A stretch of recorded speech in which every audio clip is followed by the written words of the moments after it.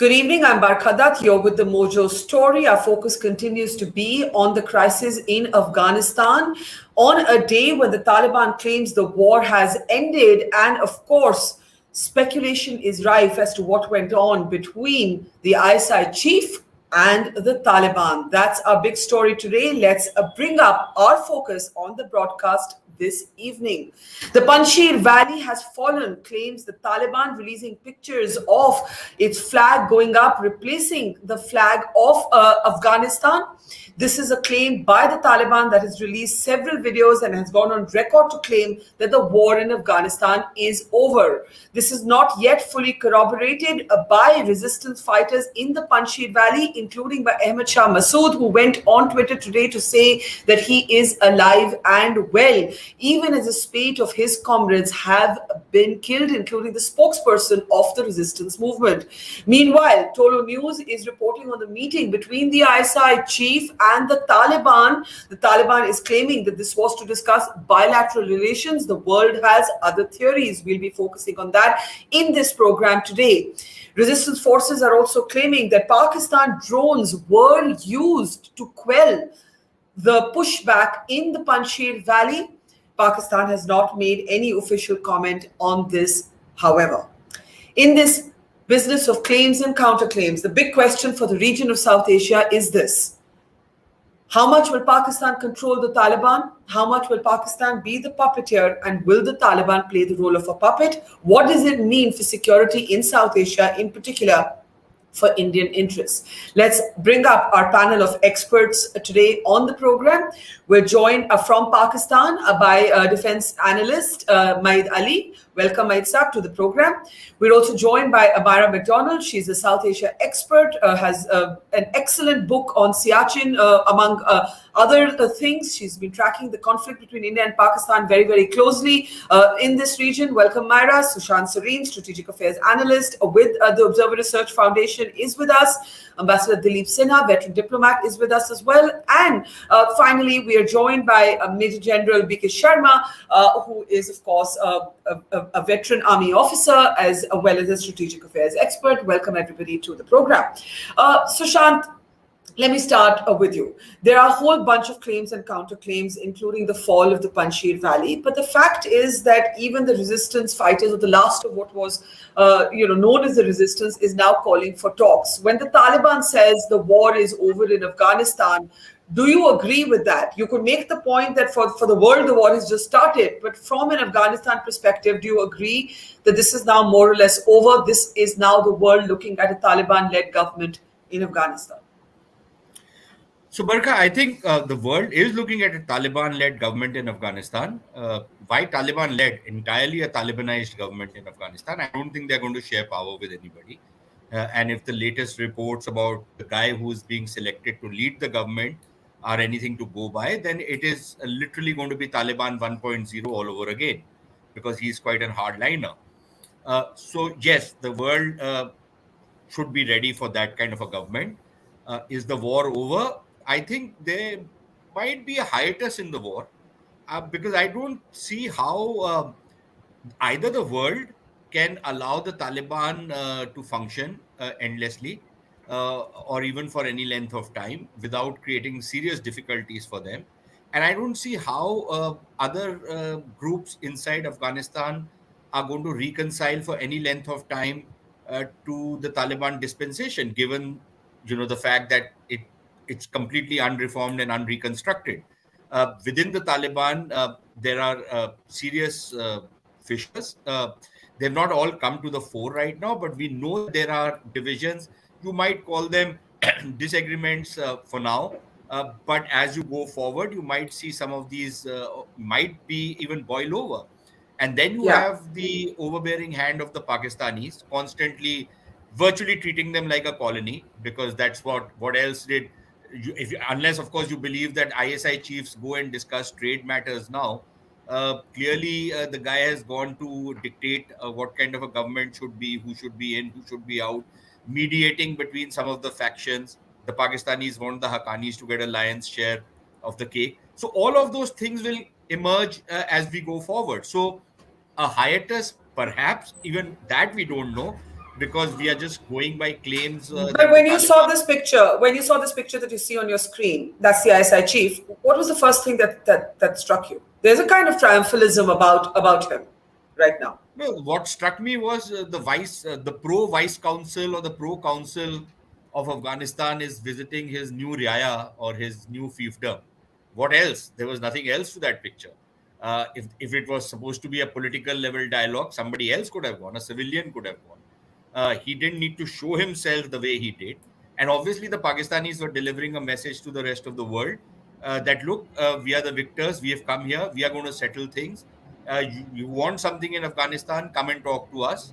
And very clearly that was the message. Otherwise, why would an ISI chief at a sensitive moment like this, actually come out so publicly out in the open? Normally, intelligence Yeah. chiefs make number of visits, but they always keep it under the wraps. Nobody even gets to know that they made a visit.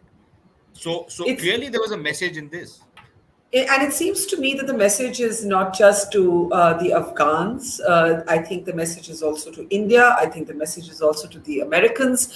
Ambassador Dilip Sinha, I will get a perspective from Pakistan from our friend in Lahore in just a moment, but I want your perspective.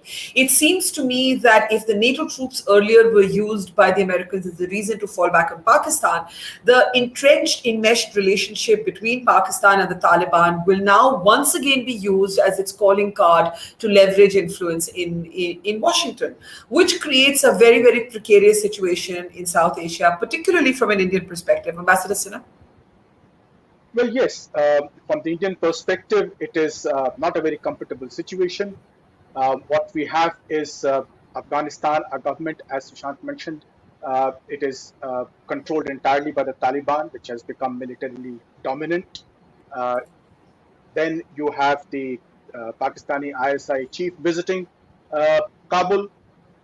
Again, had it been a normal relationship between two governments, a civilian leader would have gone to Afghanistan, but that is not so.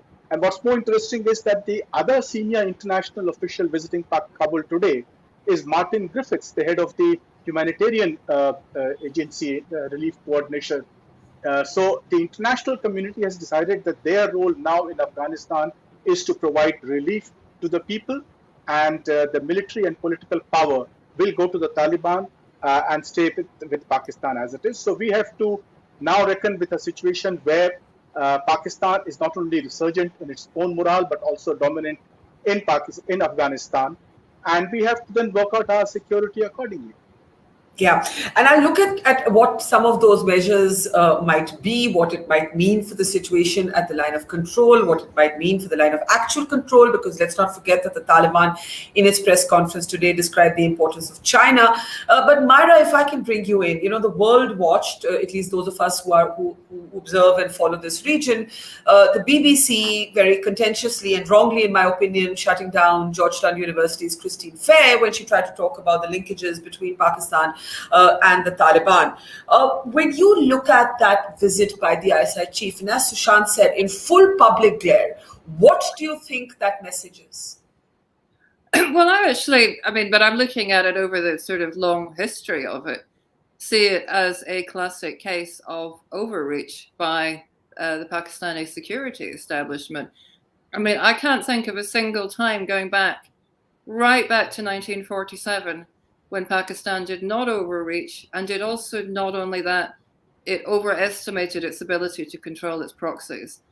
So I think they have played their hand badly. I mean, there is no doubt that Pakistan supports the Afghan Taliban. There is no doubt that this is a setback for India. But I would also say this is a tactical gain for Pakistan. They have always been good at tactics. They are terrible at strategy. They didn't control the Taliban when they were last. They didn't fully control the Taliban when they were last in power between 1996 and 2001. There is no reason to assume they can fully control the Afghan Taliban now. On top of that, the Taliban itself don't know how to run a country. The ISI, and it's. I get why people are using the language of proconsul and imperial power, But the ISI, or the Pakistani security establishment, does not know how to run a country, or it would be running Pakistan better. It is not actually colonizing Afghanistan. It is trying to do this at arm's length through an unreliable proxy, which itself doesn't have a strong grip on Afghanistan. I'm intrigued why you think the ISI visit is overreach and a mistake. Because there would have been, in any case, behind the scenes conversations with the ISI to figure out where they could and couldn't help in Afghanistan. I'm not entirely convinced that anyone's going to be happy seeing him actually in Kabul showing off like that. As you know, most things in this region work most effectively when done quietly behind the scenes, not we've seen that from India, Pakistan as well. Once you get under the glare of the cameras, inevitably things start going wrong. Yeah, that's interesting. And that's a different perspective from India, which is obviously recoiling from this kind of, short-term triumphalism that Pakistan is displaying.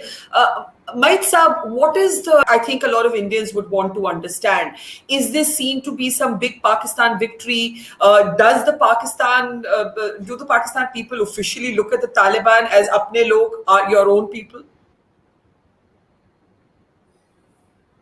Can we unmute him, please? Hello? Ji, boliye, please. Can you hear me? Yes, please, sir. Go ahead. Okay, fine. I think we are trying to sort of make a huge thing out of this visit. In my opinion, Pakistan doesn't enjoy the same status which it had previously when the Taliban were around during the 90s. Things were different at that time. And I agree with Ms. Myra. She's right. We had that opportunity that we lost. But this time around, I think things are being overblown. Pakistan knows its limitations in handling Taliban now, because they have just walked to a huge victory for them, I would say, after having defeated a superpower, throwing them out. You see, and they're high on life at the moment. So I don't think. So do I hear you say that the Taliban doesn't need Pakistan in the same way that it once did? Yeah, I won't say that. I won't go to that extent. They might. Down the line, they might. But, I am not very optimistic about this fact that Pakistan now has the same clout over Taliban as they had before. One, and they have a great victory in the bag. Second, they've just sort of taken over everything, and if they've taken Panjshir, then their morale must be very high. Third, Pakistan has a problem within the country. We have Tehreek-e-Taliban Pakistan, which has bothered us for the last so many years, and we've lost so many lives. It's not a cliche or rhetoric that I'm telling you. It's a fact. We've bombed them. We've used our fighters. We've used our latest technology to counter them. And just when we were thinking that we had managed them, this thing has erupted. And it's not a very good omen for Pakistan, in my opinion. All right. So that's a very different perspective from how we're looking at things in India, where we're not convinced, I must tell you, Maid Saab, that even the ISIS-K faction is, does not get to be traced back to controls in Pakistan. That is the reading of many of us, but it is valuable to hear your perspective. I want to go to General Sharma now. What might this mean for the security challenges in India on the LOC and the line of actual control, the Pakistan-China nexus? And do you also feel, sir, that our security doctrine is being upended? Because even we in the chair at the UNSC, United Nations Security Council, have de facto recognized the Taliban as a state actor. Our ambassador in Qatar has met with the Taliban representative in Doha. This is a very confusing time, I imagine, for the security forces. General Sharma. See, we were left but for a Hobson choice actually to make certain diplomatic overtures. And that is what real politics is all about. But let's not be complacent about the larger issue of our strategic security. You know, the secessionists and other anti-India elements in Valley and elsewhere would have got emboldened with this Taliban takeover. And there are a large number of sleeper cells in our country. Similarly, while we have disrupted the ecosystem in Valley, but there is some kind of a substructure which is still existing there. And Pakistanis are quite capable of actually fabricating or engineering certain inflection points there and whip up the public sentiments. And concurrently, well, it's just a matter of time to abrogate this ceasefire on the LOC, and also Chinese doing some kind of a posturing at the LAC. So again, all over again, we'll get into that two and a half front kind of a scenario. The aim would not be as much to go to war, but as much to keep India on tenterhooks and drain our energy from the development and other issues. So we have to be very cognizant of what is happening. And this issue about Lashkar-e-Taiba and Jaish-e-Mohammed using Taliban as a safe haven needs to be taken very seriously with Pakistan, with Taliban, whatever we are talking, and with the international community. And we need to redefine our red lines and see that we will not tolerate this kind of a thing. Yeah. But this should be less of a rhetoric and then doing certain tangible actions on ground.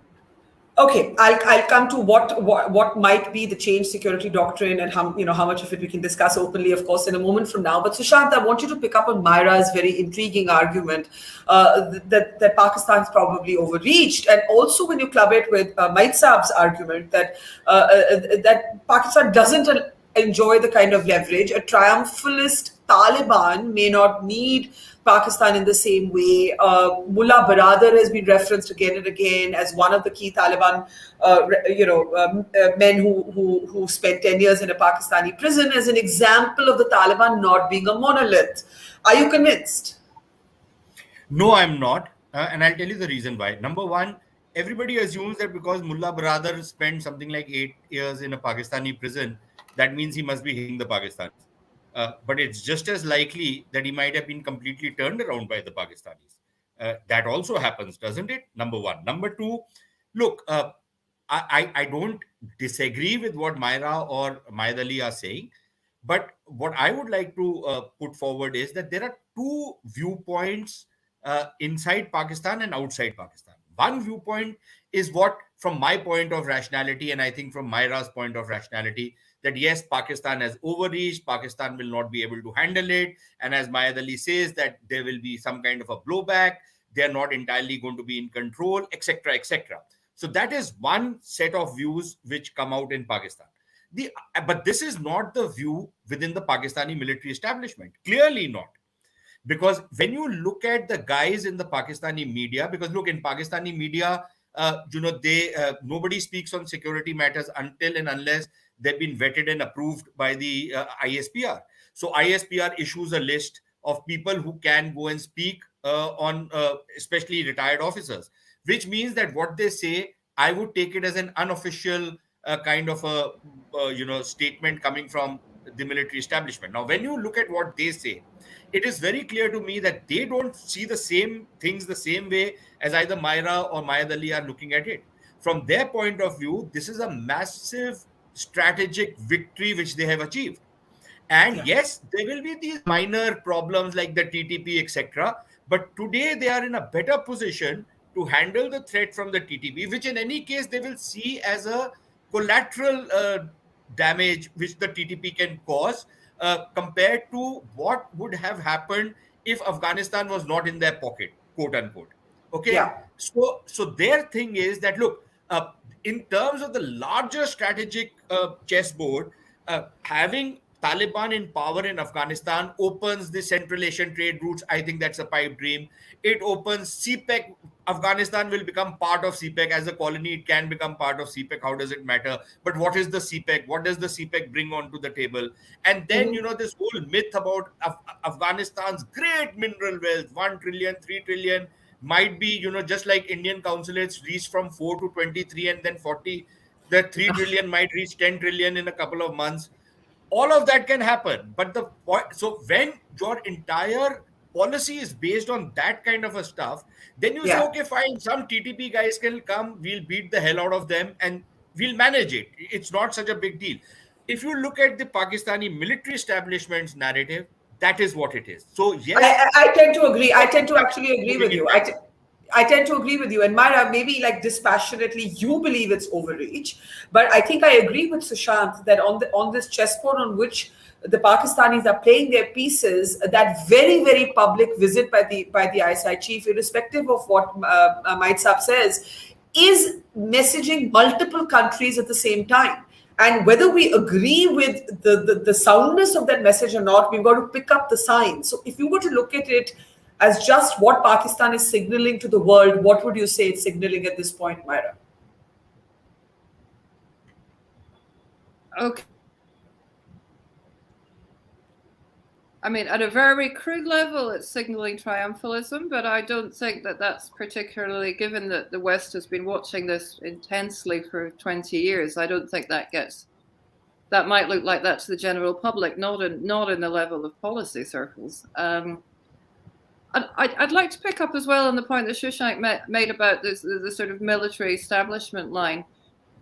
I have noticed, and I think it's striking, the extent to which over the last 20 years, they seem to have come to believe in their own propaganda, which is a little bit worrying because they were more rational before. Whereas now the idea that everything is the fault of the Americans, that, the TTP was an entire creation of India's 100 consulates in Afghanistan and so on, they actually are beginning to believe it. Now, as you see a shift, and depending on whether this happens, of China being asked to do more of the heavy lifting in terms of Pakistan, and the Americans taking more and more of a little bit, if they succeed in taking more of a back seat on Pakistan, then all that propaganda that Pakistan has developed over 20 years, which is built on a house of sand, will collapse. So what I'm interested in seeing is how that military establishment line continues when they are suddenly facing much, much greater pressure from China, much greater demands to control terrorist networks in Afghanistan and the region, demands to achieve security for CPEC. The old Pakistani playbook that depended on whipping up the Pakistani public against the Americans no longer works. So we need to see where that goes first before making a final judgment on it. Yeah, Ambassador Sinha, would you agree with that? That that there's a strategy versus tactics sort of perspective here. Pakistan is overreaching. India just has to wait this out, because it seems to me that we have also gone along with what General Sharma called choosing. It's a Hobson's choice. We didn't have too many options left. De facto, everybody has gone along with this with for now a Pakistani script, aided and abetted by China. And of course, all thanks to bumbling by Biden. I mean, we know where it started, but this is the consequence. Ambassador Sinha. Well, yes, you see, I would agree with a lot of things that everybody has said over here. On the one hand, you have what should be our reaction to what has happened in Afghanistan. One, of course, has been that, as I mentioned, the security concern, that there is definitely a security concern, and we would be naive to ignore it in the expectation that what Myra, for example, is saying comes true in the future.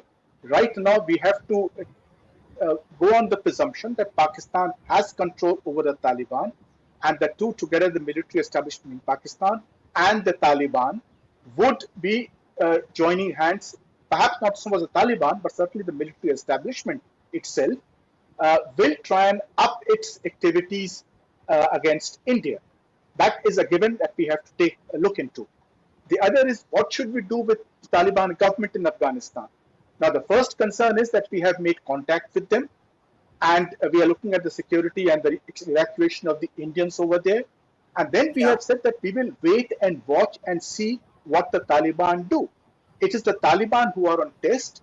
they have to establish that they genuinely want friendly relations with But India. but if I may say so, why would they care? Why would they care? Let me ask the sort of elephant in the room. Does the Taliban need to have good relations with India at all? They have the money that can come in from China. They have the other support that they need from Pakistan. Ideologically, there's very little in common. We have, supported in the past the Northern Alliance and so on. You have Pakistani trolls still suggesting that India is backing the resistance in the Panjshir Valley. Why does the Taliban need to have any sort of relationship with India?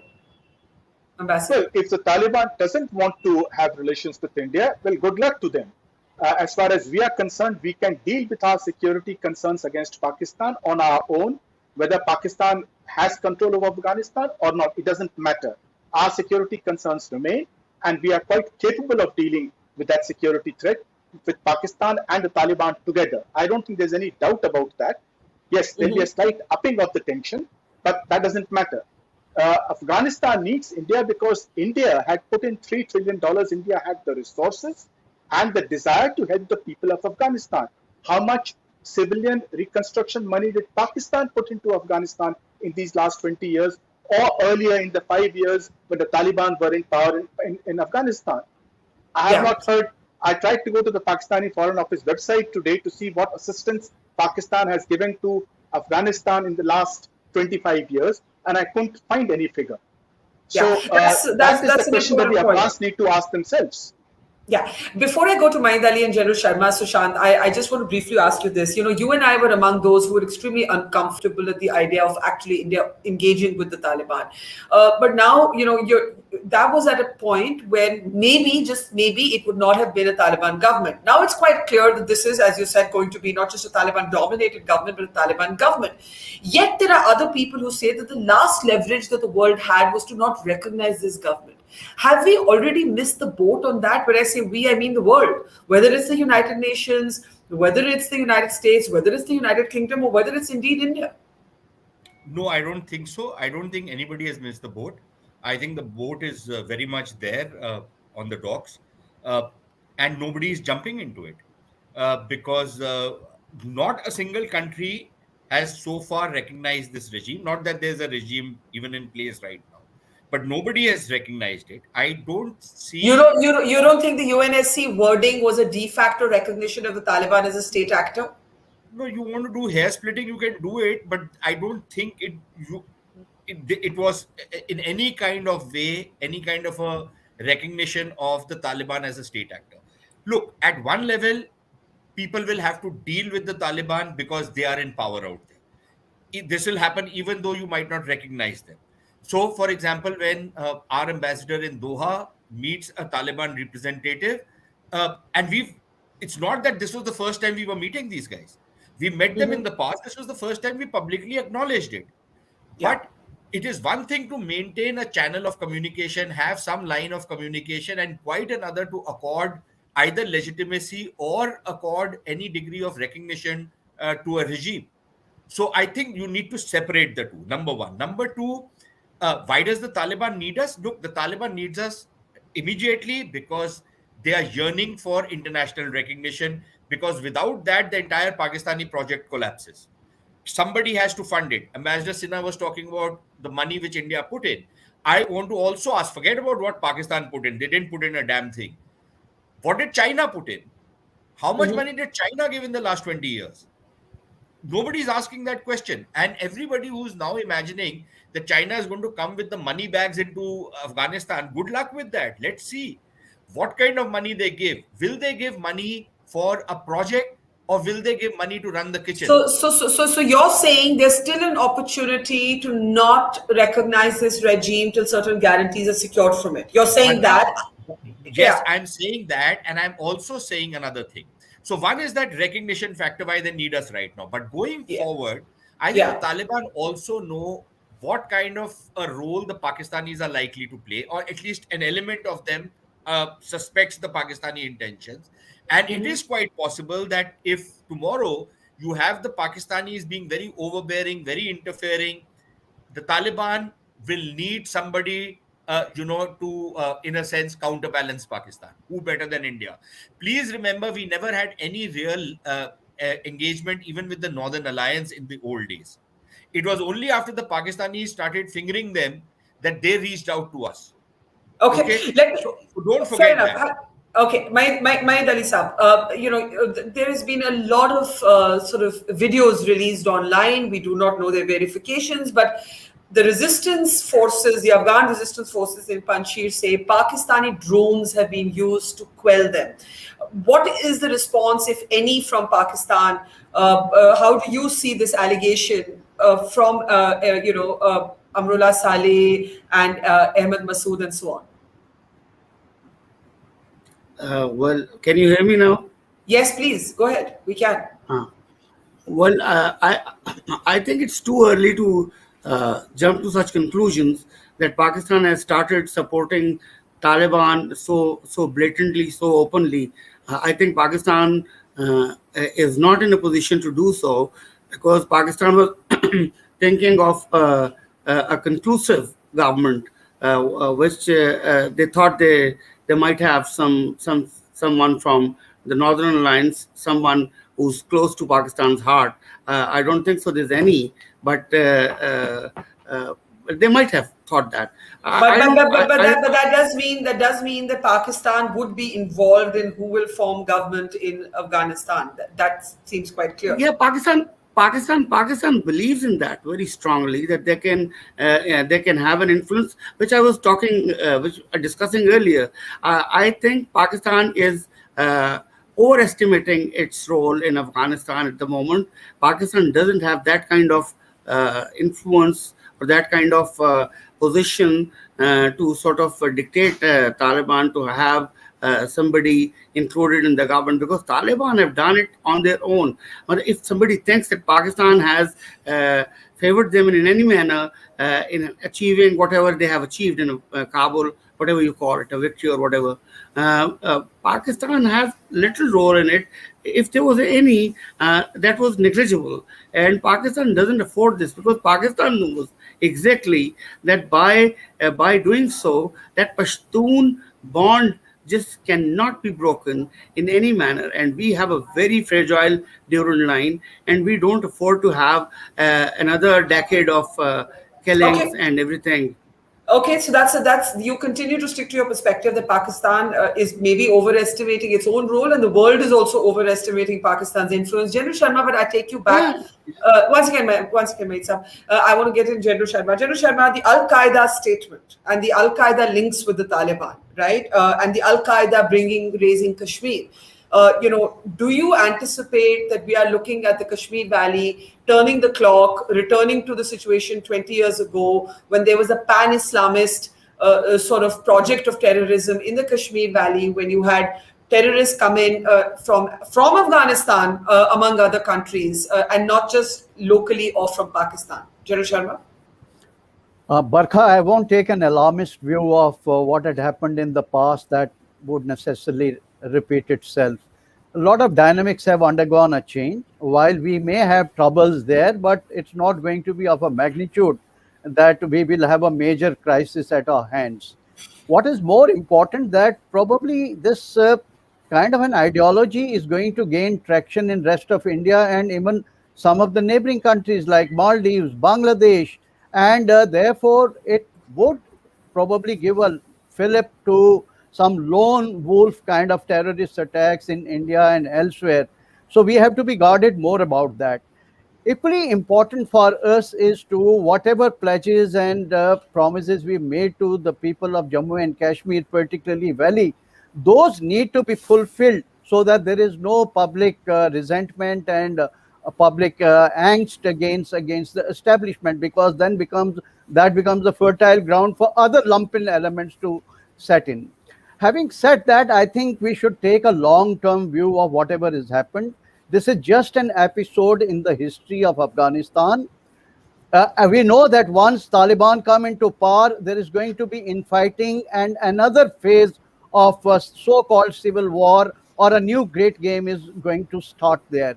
And we have to bide our time and build our capacities to play that game. If you recall, from 1974 till 2001, India was a persona non grata in Afghanistan. But after the rout of Taliban, in 20 years, we were the most sought after nation in Afghanistan. So we have to probably be little patient, and at the same time Right. not to be compliment, and be ready for another phase of a very, very intricate and complex Yeah. great game in Afghanistan.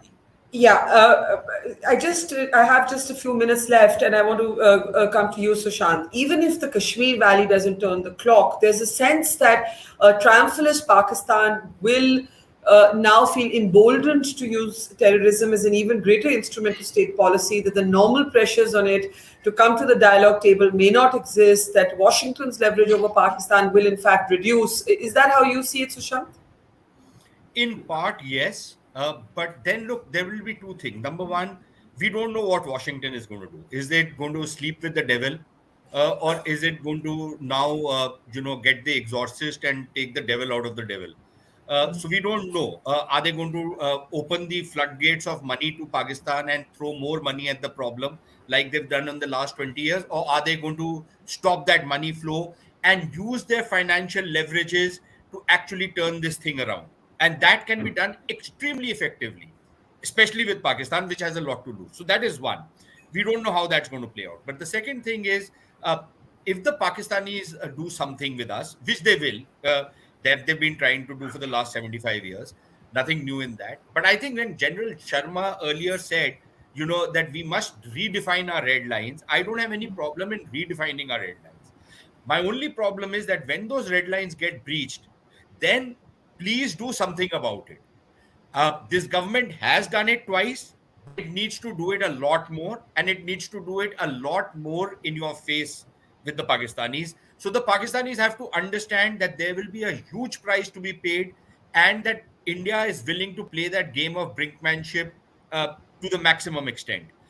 If you start laying down red lines, the other guy comes and rubs it, and then you say, okay, fine, I'll draw a new red line, which we had been doing for almost 30 years, then I'm sorry, we are really looking for trouble. But if we are saying that, okay, fine, you do this, we are going to hit back. And Then either way, we're looking at a phase of protracted conflict. Conflict, Absolutely. and when I say conflict, I don't mean no war, no peace. I mean we're looking at a higher level of military conflict between India and Pakistan. Barkha, if you're not ready for that, then the Pakistanis will keep doing what they are doing. And I'm not arguing against it. I'm saying it is your reading that is the phase that we're entering, and I'm agreeing with it. I'm saying I agree that we are entering that phase in our relations. Ambassador Sinha, before I give Myra the last word, how should India respond at a diplomatic level? So far, we've been extremely incremental, and I think that's appropriate. But there have been some who have suggested that by not having a diplomatic presence on the ground, maybe we're losing out from a place at the table. Do you think it's relevant that we're not there right now? No, it doesn't matter to us whether we are on the table or not. We are where we are. We have a security concern to look at, and we should be alert to that. We need not overplay it, but we should certainly be alert to that. And we should wait for the events to play out in Afghanistan, the situation to become clearer, and the Taliban to formulate their policy towards India. They are people on test. We are not on test over here. There is no bus to be missed. So the Taliban have to prove that they have the credentials and they want to improve relations. And when they do that, then we can certainly move forward. But for the moment, we should simply wait and watch. Okay, Mara, I'm going to give you the last word. How do you see the Western world's responses thus far? They seem to be totally lost, confused. There's a whole bunch of mixed messaging going on. The war that was launched against the Taliban, the same sort of military commanders are now calling the Taliban partners against the so-called ISIS Khorasan. Do you believe that this policy will stabilize, or do you believe the West has given up and will go along with falling back on Pakistan and pay the price for China probably dominating this narrative? I don't really. There's nothing I've heard in the last 20 years of increasing bitterness about Pakistan's role that would make me believe that they are going to suddenly say, no, well, let's actually just pile money into Pakistan. I may be wrong, but I would have thought the more likely thing is to take a step back, let China do the heavy lifting. China has covered for Pakistan for decades, including helping it with its nuclear weapons program. So there is a point where China actually does have to take responsibility for the mess it's created in the region. I'm not defending the American mess either, but I think in terms of and a step back of what India should be doing, I would say very definitely wait and watch, establish the facts, and look and see what kind of red lines China is going to impose on Pakistan, while also looking closely at, I mean, China's not going to pile money. And so the other crucial thing to me is, the $9 billion in Afghan foreign exchange reserves sitting in the US. So I think if the US were bold, it would take a step back and let this problem be one that has been inherited by China to sort out without removing itself entirely. Well, one has to see. So far, nothing has gone according to the script that the Americans would have wanted for themselves. And China and Pakistan, that nexus is something that is of particular concern to India. Either way, I think I agree that we're looking at a very, very troubled, possibly decade ahead. We'll have to leave it there. Myra, Maid Saab, Ambassador Sinha, Sushant Sareen, and General Sharma, thank you. We'll keep a close eye on this developing story. And to our audience, thanks for watching. Goodbye. Thank you. It's great to see you here. Thank you for watching our work. If you haven't subscribed yet, don't forget to click the bell icon and subscribe to Mojo Story and support independent, robust journalism.